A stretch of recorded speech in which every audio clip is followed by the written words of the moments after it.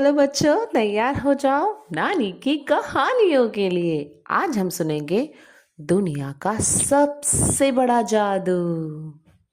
एक शहर में एक लड़का रहता था। वह बहुत चतुर, चुलबुला और बोलने में तेज था, लेकिन हमेशा अच्छे तरीके से नहीं। उसे हर किसी को उल्टा जवाब देने की आदत थी। जब माँ कहती कि अपना कमरा साफ कर लो, तो वह आंखें घुमा कर कहता, क्यों करूं? ये मेरा ही तो कमरा है। जब टीचर उसे ध्यान से सुनने के लिए कहती, तो वह बड़बड़ाता, मुझे पहले से ही सब पता है। दोस्तों के साथ खेलते समय भी वह लड़ता और उनसे कहता, ऐसे नहीं खेलते, तुम सब गलत खेलते हो। यहाँ तक कि वह अपने पालतू ब्रूनो को भी ऐसे ही डांटता, कितने बेकार हो तुम, जब देखो मेरे आगे पीछे घूमते रहते हो। शुरू शुरू में सबने उसे समझने की कोशिश की, पर धीरे धीरे चीजें बदलने लगी। उसके दोस्त उससे दूर भागने लगे, कोई उसे खेल में शामिल ही नहीं करता। उसकी टीचर ने उसे बुलाना बंद कर दिया, और यहाँ तक कि ब्रूनो, जो हमेशा उसकी वापसी पर उछल कूद करता था, अब बस उसकी तरफ देखकर चुपचाप चला जाता।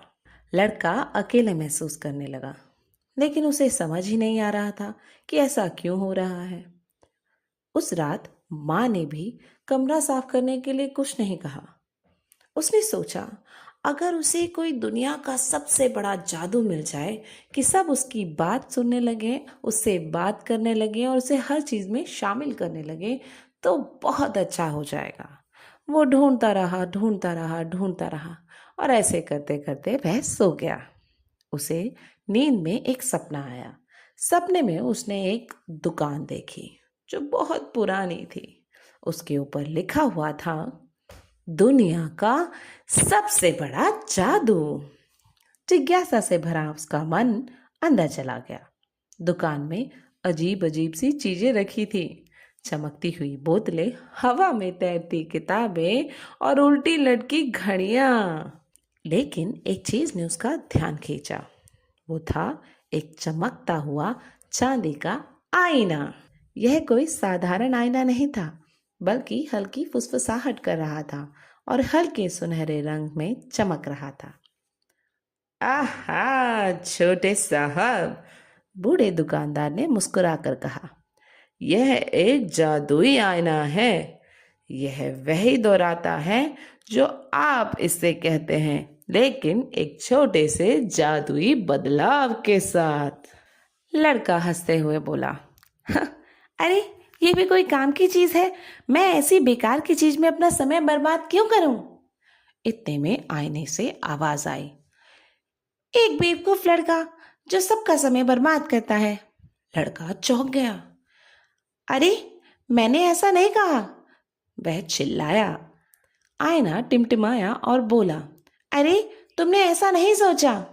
लड़के को लगा कि आईना उसका मजाक उड़ा रहा है। उसने फिर कोशिश की। यह तो बहुत बेकार है, आईने ने कहा। तुम तो बहुत बेकार लड़के हो। वह बच्चा जैसे जैसे आईने को बुरा कहता जाता, आईना काला और धुंधला होता जाता। बच्चे को कुछ समझ ही नहीं आ रहा था। थक कर उसने कहा कि वैसे ये आईना तो बहुत दिलचस्प है। अचानक से आईना चमकने लगा। तभी आईना झिलमिलाया और उसे पूरे दिन की घटनाओं को दिखाया। माँ से बहस करना, टीचर को उल्टा जवाब देना, दोस्तों से लड़ना, ब्रूनो को डांटना। उसे पहली बार पता चला कि उसके शब्दों से दूसरों को कितना दुख होता है। तभी एक प्यारी सी आवाज गूंजी, हमारे शब्द एक आईने की तरह होते हैं। हम जो शब्द बोलते हैं वही हमारे पास लौट कर आते हैं। हमारे शब्दों के पास दुनिया का सबसे बड़ा जादू होता है, जो कुछ भी बना सकता है और कुछ भी बिगाड़ सकता है। बच्चा सन रह गया। उसे पता चला कि उसके शब्दों से सबको कितना बुरा लगता है, और सबने उसे अलग क्यों कर दिया। उसने पीछे मुड़कर देखा तो कोई नहीं था।